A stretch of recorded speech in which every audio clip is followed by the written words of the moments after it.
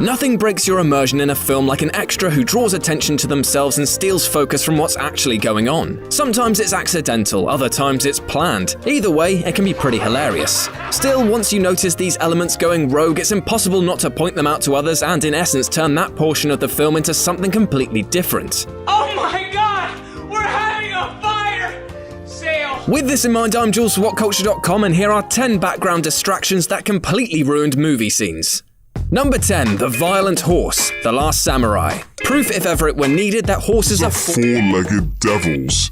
It's science. As a battle takes shape, Tom Cruise appears valiantly on his mighty steed to rally the troops, dismounting amongst his men to deliver a toothsome and wonderfully inspiring speech to get their blood up and inspire them to lay down their lives for an ultimately doomed endeavor. And just as he swings his leg off the animal's back, the horse takes exception to the soldier standing immediately to his left flank, or more specifically, to his genitals. So when a director asks you if you want to be the one standing right next to the agitated stallion in the future, just say nay. Yes, that's right, I said it. Number 9. Patton keeps perfectly still, King of Queens. Not actually in the realms of cinema, but this prank by comedian extraordinaire and self-appointed geek spokesperson Patton Oswalt deserves a mention for the sheer audacity of it. In one King of Queens episode, the supporting star decided to ruin a party scene by doing absolutely nothing at all. The commitment to his bit is brilliant, and the impact on the scene is subtly destructive in the best possible way. Absolutely hilarious, but once you've seen it, it's impossible not to look out for Oswald rather than following the action, which was probably something to do with Kevin James being a fat, unfunny man who can't act and whose career is on personal life support by Adam Sandler, or maybe something like he forgot to pick up groceries. Number 8. The overzealous Tumblr, Die Hard 2. We've looked at terrible and distracting extras who ruined their scenes in movies before, and there are few things worse than a bit part player with aspirations to hog camera focus and make a name for themselves. And such is the case with this background chancer from Die Hard 2, who clearly takes his direction to flee as an opportunity to add a completely unnecessary and comically distracting flourish, throwing himself to the floor in an awkward and unconvincing manner that screams, "Look at me!" but for all the wrong reasons.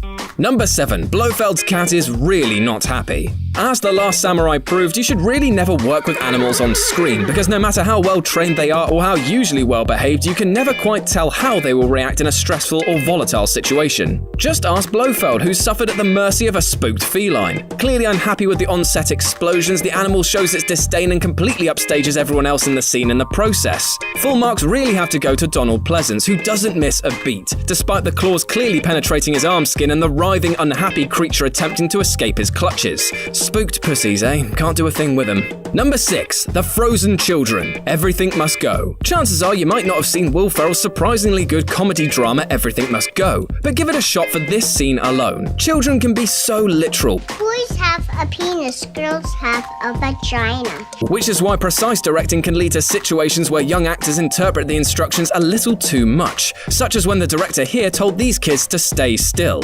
I mean, to be fair to them, the actors clearly did what they were asked, but it's incredibly hard not to be completely distracted by the obvious time vortex that has trapped the children.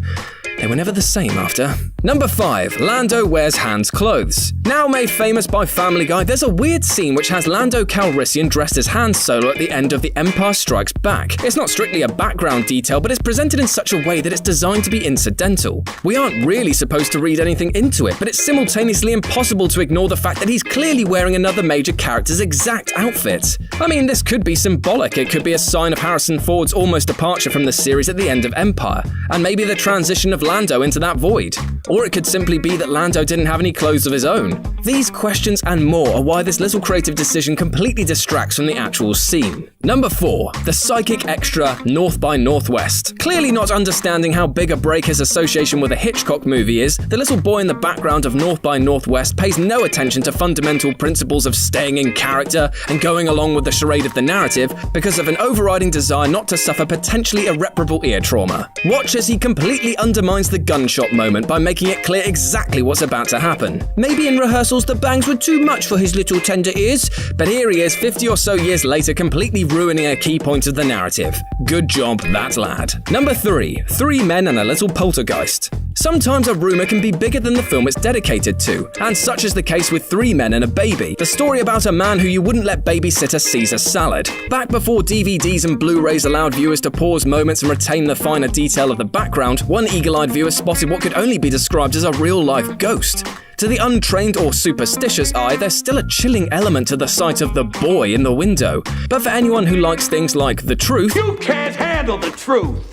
this has long since been debunked as a cardboard cutout, but it still doesn't stop it from completely overshadowing the movie. Number 2, The Hanging Munchkin. Now for another rumor, which has blighted the legacy of a classic movie, the urban legend that the Wizard of Oz accidentally captured the tragic final moments of an extra playing one of the Munchkins is one of the most infamous on the internet. It states that there's a scene in the movie which unwittingly features said actor taking his own life in the quaint forest background of the yellow brick road. And the story took on a life of its own, compelling viewers to pause and closely examine the scene endlessly to spot the rumoured figure. And it completely changed the way the scene was digested, or in other words, ruined it. Sadly for conspiracy theorists and happily for Munchkin protection groups, this has subsequently been proved to be the rubbish that most sensible people would have immediately thought it to be. And number 1, Mr. Nanny's Dog Botherer. It isn't often that anyone upstages Hulk Hogan, which is precisely why this distracting example is the obvious choice for the pinnacle of this list. In between making a name for himself as a wrestler and then ruining his legacy as a regrettable reality TV star, the Hulkster made a well-publicised and very much underwhelming sidestep into the world of filmmaking. Some of his appearances, such as his cameo in Gremlins 2, were pretty good, but they were few and far between.